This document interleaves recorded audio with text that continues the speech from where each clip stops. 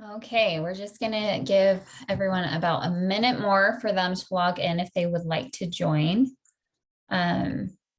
Just type in the chat, or I mean, you can unmute yourself if you can see the PowerPoint for me.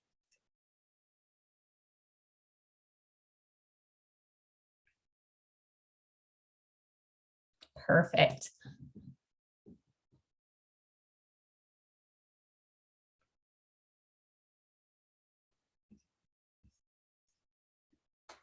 Okay. All right, we'll go ahead and get started. So today's class, we're going to talk about why fiber is important and why we want to make sure that when we are doing our macros, yes, the protein, fat, and carbs are definitely going to be important, but we want to make sure that the carbs that we are consuming are also containing that fiber content.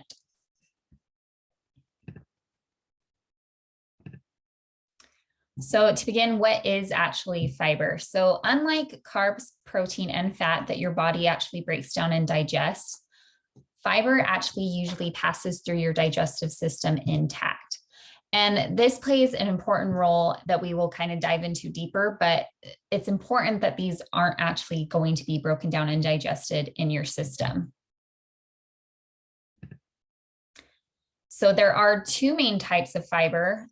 You're going to have your insoluble fiber and your soluble fiber. So you have one that actually is like the bulking of your food that goes through your digestive system. And you have one that is kind of creates the gel. So the bulking is what we want. It's what makes it so that we aren't getting constipated and helps kind of move things through our digestive tract. The gel-like though is still as important because again, we want to make sure things are actually moving. So together is when they have the most benefit. They also make sure that our satiety is kind of improved. We stay fuller longer when we consume fiber. And it also makes it so that we have this an actual physical sensation of fullness in the stomach, in both the stomach and the intestine. So it's not just about keeping your stomach full, which, kind of tricks your brain. So typically people that do consume higher fiber foods tend to feel fuller so that it helps them eat less overall, which if your goal is weight loss or trying to cut, this is kind of an important tactic to kind of keep in mind, is actually making sure that we are consuming adequate fiber so that even if we are cutting and even if we are decreasing, yes, high protein is going to make sure that we are feeling full and that our satiety is lasting, but fiber is going to also play a role in that as well. So having that high fiber, and again, just making sure that the carbohydrate choices that we are choosing to consume also has that fiber content for us, is going to be our best kind of tool in our toolkit. So fiber plays a lot of different roles in our body. And I kind of talked about how the role that it can play within just your digestive system and making sure that things are kind of moving and we're staying regular. And I think most people kind of get how the role of fiber plays when it comes to constipation. So I'm not going to dive in deeper there, but it does actually affect how we are balancing our blood sugars throughout the day. A surprising one is it does help when you are absorbing calcium. So we need fiber to actually be able to absorb calcium better. And it lowers cholesterol, which that is the one reason if you ever see on the Cheerio box, like it says reduces cholesterol, that's why, is because of the fiber content that it has. It also functions as a prebiotic. Not all fibers are prebiotics, but all prebiotics are fibers. And it does help decrease inflammation. And as I mentioned earlier, it helps with satiety as well. So I'm going to kind of dive into these a little bit more, except for the constipation one, because I do think that one is pretty clear for most people. So fiber and balancing blood sugars. Now, the importance of balancing blood sugars, I think a lot of people just always think of type 2 diabetes or type 1 diabetes, and knowing that they don't want the blood sugar levels to spike or to be too low. But a lot of people don't understand the importance of this when it comes to actually trying to lose weight or even just on a day-to-day basis. So when fiber is digested, your body handles it different than it would with any other refined carbs. So if you have a carbohydrate choice that is higher in fiber, you will actually be able to, again, have that portion of the fiber not become digested. So that means that it's not spiking that blood sugar because it is not being broken down to cause these major spikes. So when glucose or your blood sugar is high, it causes your pancreas to be triggered to produce more insulin. And this moves the sugar out of your blood and into your cells. Now, the problem for weight loss is because your body is only able to burn fat when it senses those insulin levels dropping. And this blood glucose, if it is constantly spiked and your blood glucose is high, that can also kind of be turned into the fat storage. So your body will take that, move it into the cells, and it can be stored as fat. So fiber helps by making sure that we aren't actually getting these high spikes. So if you have a carbohydrate choice that's going to be higher in fiber, and this is where you're avoiding more like the refined carbs. So white flour, those potato chips, those type of things, those are really going to spike kind of your blood glucose and make it so that you are kind of storing more fat versus if you were consuming more of a whole grain option or a fruit or a vegetable. So that's just kind of the big thing, is we do want to make sure that we are kind of remaining balanced throughout the day and keeping our blood glucose level actually not from getting too high or too low throughout the day. And fiber is a great way to do that.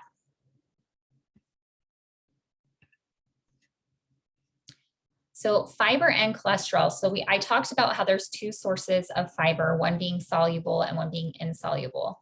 So soluble fiber actually does help lower the cholesterol levels because it creates that gel-like substance that kind of traps the cholesterol in your digestive system so it doesn't get reabsorbed into the bloodstream. So you're actually able to kind of pass it through. And a lot of people are kind of confused by this. So it really just acts like a sponge. It kind of keeps everything in place and actually makes it so it can be removed and through our waste. And soluble fiber can actually reduce the absorption of your cholesterol into your bloodstream. 5 to 10 grams of more of soluble fiber a day will actually reduce your cholesterol levels pretty significantly. And this can be as simple as just adding 1 serving of breakfast cereal with oatmeal or oat bran that provides 3 to 4 grams of fiber. And then if you top that with some fruit, so whether it's a banana or berry, you're getting even more fiber, starting your day out with even more fiber. So you're going to get that added benefit. So if cholesterol is ever a concern, fiber is also kind of something that you want to make sure that you're taking advantage of. So this one, I think, is one that a lot of people don't think of when they think about fiber and the importance that it has in our body. So I talk a lot to clients about the inflammation and how inflammation can kind of have an effect on our body and can make reaching our goals, our health goals, whatever it may be, more difficult because it does provide a hormone response. That's when we have cortisol levels go up because your stress level goes up, and all these things, it kind of creates this domino effect. So if your inflammation is high, it kind of messes up with almost every single system in your body. So the way to kind of combat that, one way, is actually making sure that you are consuming adequate fiber. So as I mentioned earlier, not all fiber is going to be a prebiotic, but all prebiotics are fiber. So this fiber, again, fiber does not get broken down. It can pass through the digestive system pretty well intact, but it goes into your GI tract, and it will actually feed the bacteria that is in your gut that has been known to help reduce inflammation. And studies have shown that the CRP level, that's how they measure inflammation in the body. So that CRP level has actually been decreased in people that consume adequate amounts of fiber during the day. So what happens is that fiber goes into the GI tract. You have bacteria that actually will feed on it. And this is the good gut bacteria that we want to kind of be thriving within our GI tract. And it creates these short chain fatty acids. Now, short chain fatty acids are important because it improves the gut health. So it actually makes the barrier of our intestinal walls stronger. And it does actually help produce mucus production within the GI tract as well. And this is how it protects against inflammation and colorectal cancer. It's because it's creating that, it's improving that barrier. So those things that cause inflammation, those things that we kind of are consuming, the toxins, things that we want out of our body, stays in our GI tract, that again, we can kind of eliminate through our waste product. So that is kind of the big important thing, is actually to be able to create that short chain fatty acids, and that is created in our GI tract. So we want to make sure that we are providing our body with enough fiber so that we are feeding the good bacteria, and we are making sure that we are improving the integrity of our GI and intestinal wall tract. And another important thing when it comes to kind of lowering inflammation with the body, and this is connected to the fiber intake, is most of the foods that you're going to consume that have that fiber are also going to have the phytonutrients, which is going to act as an antioxidant as well. So it can kind of fight against those free radicals that can cause inflammatory responses as well. So you're kind of hitting two birds with one stone. Not only are you going to make sure that you are getting adequate fiber, so those short chain fatty acids are going to be produced, but you are also going to be creating or consuming the phytonutrients that are often in the package with where the fiber resides as well. So fiber and calcium absorption. So this is important because as we age, calcium absorption goes down. And after the age of 30, we gradually lose the bone mass. And this definitely accelerates in women that are going through menopause. So your body is only absorbing a fraction of the calcium in your food, and it's because it's tightly bound to other chemicals that hinder its absorption. This is why if you've been on a call with me and we have discussed menopause, oftentimes I'm going to be asking you about supplementation. And one of the big things is going to be that calcium and the vitamin D, because we want to make sure that we are fighting against this bone loss and being able to make sure our body is getting enough adequate amount of calcium and vitamin D to be able to produce that bone. But what we also want to make sure is that we are providing the right environment so that calcium is able to be absorbed. I know a lot of people don't like taking supplementation, and that's fine. I always want to be a food first person. But if you are relying on food only and you think you're getting adequate amount of calcium, adequate amount of vitamin D, if you are able to sit out in the sun when you are able to produce vitamin D, that's an option you can take. But if you are not consuming the right amount of fiber, you are actually may not be able to get that calcium from your food. So what happens is your body actually needs to be able to break the bonds that the calcium is attached to in other food products. So for it to be released so that you can actually absorb it and be able to utilize it in your body as you need, you actually want the pH of your colon to kind of drop a little bit. And the importance of this, most of us don't have to worry about it if you are consuming, a whole food approach, because again, your fiber is going to be creating that, being able to produce that short chain fatty acids within the gut. And those short chain fatty acids also do slightly lower the pH level. That makes it so your body can more adequately absorb and break that bond from the calcium when it's attached to other food groups. So that is just something that's also kind of important to keep in mind, is calcium or is fiber.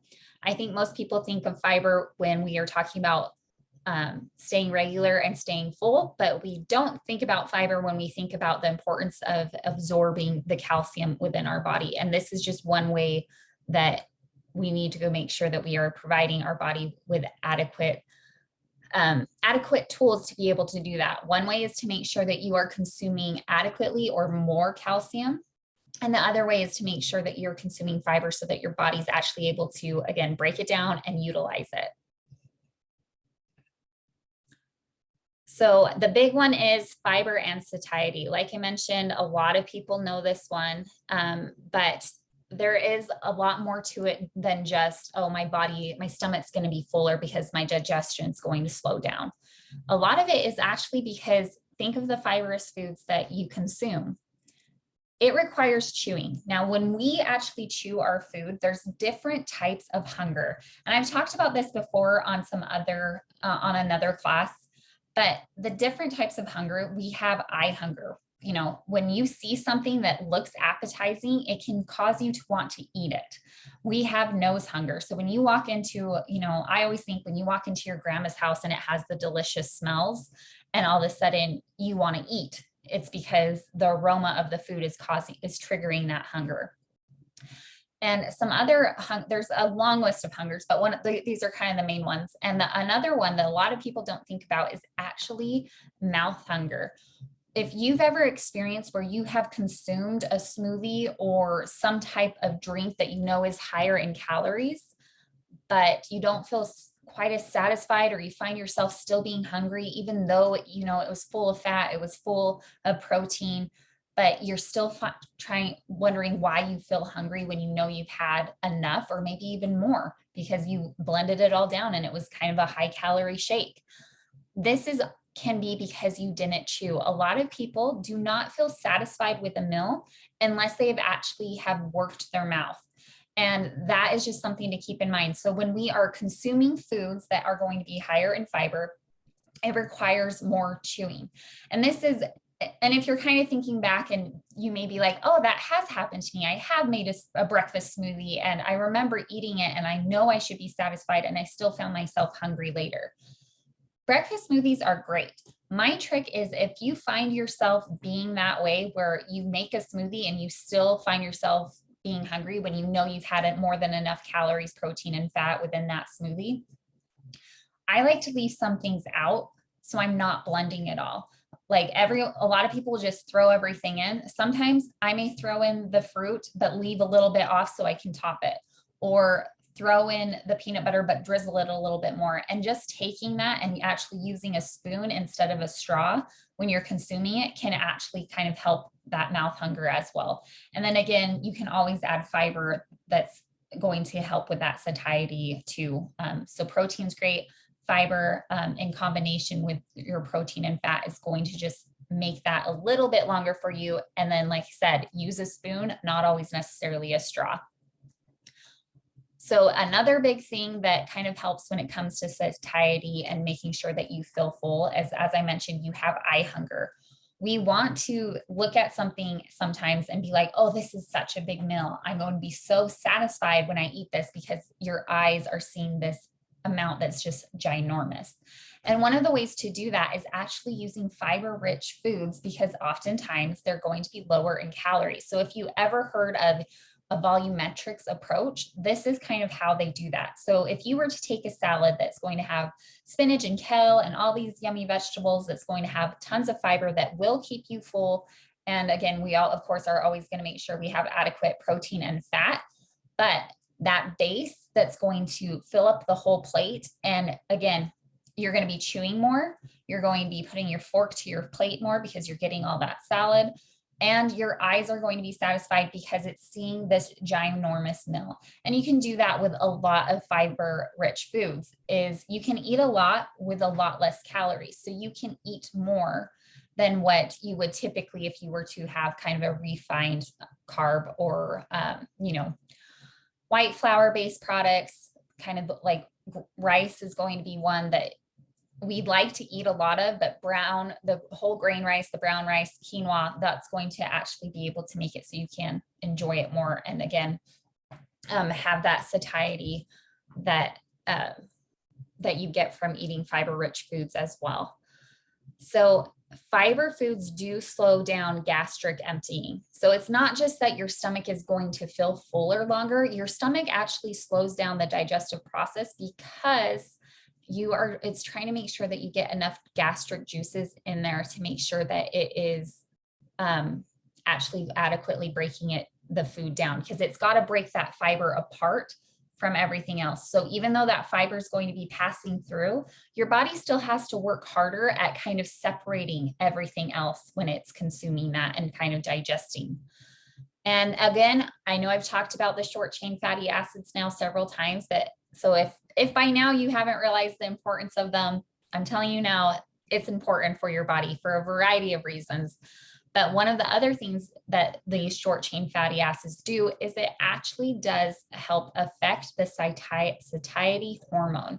So when you are eating the fiber, you're producing these short chain fatty acids that not only are, going to be helping you absorb calcium more and playing these other roles within your body and helping that intestinal wall so that you are reducing your inflammation, but it actually is helping have an effect on the satiety hormone within your body as well. So again, just another reason why we want to make sure that we are getting the fiber in our diet. So how much fiber? So this is going to kind of depend. This is the RDA amount. And a lot of people always ask me, so is this the number I'm shooting for? This is the number that you are shooting for, but should you have more? Should you have less? It's always going, when it comes to nutrition, it is always going to be an individualized answer. So while this is what the RDA kind of recommends and being like the bare minimum, so this is where if you're not there, this is where your goal should kind of be. If you are here and you eat a lot, I know a lot of people eat way more than this, and that's fine too. It's really just making sure that you are at least getting this amount. And as we increase our fiber, you want to do it slowly. I have had people where I was like, yes, this is the goal. This is what we're shooting for. And they'll go from, having 10 grams a day to all of a sudden having 30 grams a day. And then all of a sudden they're complaining to me about digestive issues and stomach cramping and gas. And I was like, oh yeah, it's because you did a giant jump. So if you are someone that needs to improve and make sure that you are increasing your fiber intake, the best way to do that is slowly increase that fiber. And I know I say this with protein, but I'm saying it with fiber as well. When you do that, you do want to make sure you are also consuming adequate amounts of water. If you were on my class last time about the importance of water, this is another one that we didn't talk about in class. We did talk about the importance of it in digestion, but this is one of them, is if you are not consuming water and all of a sudden you jump into a high amount of fiber intake, you are going to experience some abdominal pain, some abdominal cramps, and possibly constipation. So again, we want a slow approach, and we want to make sure that we are consuming adequate amount of water with our fiber intake as well. Oh, and I was going to add to this because a lot of people are wondering if MyFitnessPal tracks fiber. You have to go in on a computer. You can't do it on your phone, but if you go onto your computer and you click on the nutrients, and then it'll say, you'll see the list, and typically they have sugar listed. If this is something that you want to just check on occasionally and see how you're doing with your fiber intake, you can actually just swap that sugar for the fiber. I prefer tracking fiber over sugar because sugar is going to be accounted in your total carb intake anyways. So for me, I like kind of just switching those two out so that I am kind of watching the fiber intake. And like I said, this isn't something that you want to go crazy over and I'm not saying everyone should be making sure that they are tracking this, but if this is something that you're just look it up, see how you're doing. And if you are seeing that you are low, just change it around, try to make some minor adjustments to your diet to be able to increase your fiber. And on occasion, just check in and see if you are improving your intake. But you are going to have kind of some signs on whether or not your fiber intake is adequate or poor. And that again is going to come down to, are you having regular bowel movements? And not only are they regular as far as frequency, but are they regular in appearance? So that is just something to kind of keep in mind as well. So how do we actually increase our fiber intake? So I kind of covered how you can boost smoothies by adding fiber, whether it's going to be chia seeds, flax seeds, wheat bran, oatmeal. Adding those in can definitely help kind of increase your fiber intake during the day. But we do want to make sure that we are swapping most of our white grain or refined grain products for a whole grain based option. The general recommendation for this by the USDA is actually to make half of your grain products whole grain.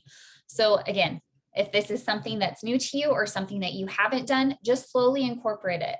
For example, I know my family, when I was trying to get them to kind of consume more whole grain products. And I always think this is funny because I feel like every dietitian I know marries someone whose diet is terrible. So my husband had a very terrible diet. And I was the person that was like sneaking in the veggies, trying to hide things into sauces and things for him to increase his vegetable intake. And we've been married now for 12 years and he has improved greatly from where he was at. And I think dietitians do this because we partly see it as like a big challenge and a project for us. So, but one of the things too was he was huge into the refined grains. He never ate whole foods or whole grain products, hated whole wheat bread, hated brown rice, hated quinoa, hated all of those options. So what I had to do, and people always laugh because they're like, it's almost like you treat them like a toddler and you just do food exposures. And this is true. And this can be for you too. If you find that you are someone that hates brown rice, you hate the whole grain based products, the best way to do it is to slowly increase your intake. So this means if you are someone that only likes white rice, make the white rice, but then start just adding in a little bit at a time. So whether it's you usually make a cup of white rice, you're going to do 3/4 white rice and a 1/4 cup brown rice. And that may seem like it doesn't make a dent into it. And you're right, it really doesn't make a huge dent, but you're going to slowly become accustomed to the flavors and the taste and then be able to continue on until you're going to be able to eat the whole, make a whole cup of brown rice and no one's complaining at your table. So we always like to take small steps, and that's the same thing when it comes to fiber. If you are looking for ways to increase it, find whatever is going to be the easiest way first. If that means that you're going to start just adding in some flax seeds, chia seeds, or some oatmeal into that morning smoothie, or if that means you're going to swap out some of your refined grains with a whole grain based option, just do whatever is going to be the most easiest way for you to implement it into your diet first and start there. Another big thing is do not peel the skin off your fruits and vegetables. Some people hate it. And of course, if you absolutely hate something, I'm not going to force you to do it. But if you find yourself doing that, I know a ton of people that would always cut the skins off their apples and would eat it like peeled apples. But that's where a lot of the fiber content is. Are you still getting fiber in that apple? Absolutely. But most of the fiber is going to be found in the skin of the fruits and vegetables. So I know a lot of people do cucumbers too, but you do not have to peel cucumbers. You can eat the whole cucumber. If that completely grosses you out, of course, again, do what's going to be doable for you, but it is an easy option again, and it kind of saves you time too. So just don't peel your fruits and vegetables if you are okay with that. Adding beans to your salad, casseroles, and soups. Beans and lentils are a great option to not only up your protein intake, but they are loaded with the fiber as well. And I know they can be more carbs in them. So it really is, like I mentioned, is when you are choosing a carb option, we want to make sure that we are kind of spending those carbs and choosing those that are going to have a higher fiber content. Berries are always going to be an easy option as well. So make sure that you add them, make a healthy dessert with them, whatever it is, you can always make sure that you are kind of adding some fiber in an easy way again. And kind of having a dessert that does have fiber in it is also going to help you with your satiety as well. So for example, if you were to make some type of a cake, but it was layered with berries on top of it, you're going to actually eat less of the cake itself because you have a fiber option. And then another really easy one is to, of course, eat popcorn. Popcorns is, a lot of people don't realize this, but popcorn is actually a whole grain. So it's a very volumetric, easy snack to have because you can eat a lot of it for very little calories. Just be aware of the toppings that you are putting on it. It doesn't have to be drenched in butter. Herbs are actually a great way to do it. One of my favorite ways to kind of enjoy popcorn is to actually put on, garlic. And because I am a huge garlic fan, which is also going to be another prebiotic. So you kind of, again, you get to kill one bird with two, or kill two birds with one stone. And avocados are actually a great source of fiber, and they are going to be a healthy fat as well. So if you are someone that has a high protein, high fat diet, utilize some of those avocados in as well, because it is going to also provide you quite a bit of fiber intake during your day. And then just another reminder, we do want to make sure that when we are intaking the fiber, we're doing it slowly. So it really can just be as simple as making sure that you are just adding one extra serving a day. That's going to help you increase your fiber. So the biggest takeaways that I want people to walk away from is really just remembering that, making sure that you are choosing fiber-rich options for your carbohydrate source, and keeping in mind that it does more than just satiety. It's going to help decrease your inflammation. It's going to help balance your blood sugar, and it's going to improve your weight loss. So these are all kind of these big things that, even though it is such a simple thing, it's kind of like drinking water for me. I know a lot of people know they should be drinking water. A lot of people know that they should be eating adequate amount of fiber, but it is a basic nutrition step that is often overlooked.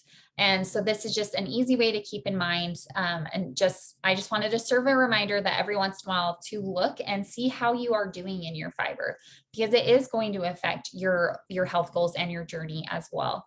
If anyone has any questions, please feel free to ask. And otherwise, I will let you guys go and have a great weekend. Thank you. I'm glad you liked the tips. And we will be again, there's a lot of ways to kind of add fiber. If you find yourself struggling, or none on that list seemed appealing to you, reach out to your coach, reach out to your trainer, because they are going to be able to provide an even more extensive list. And like I said, it's always going to be an individualized thing. So whatever it may be, whatever you're kind of struggling with, discuss it so that we can find ways that work best into your schedule and into your own lifestyle. All right, I'm going to go ahead and let everyone go, and I hope you guys have a great evening.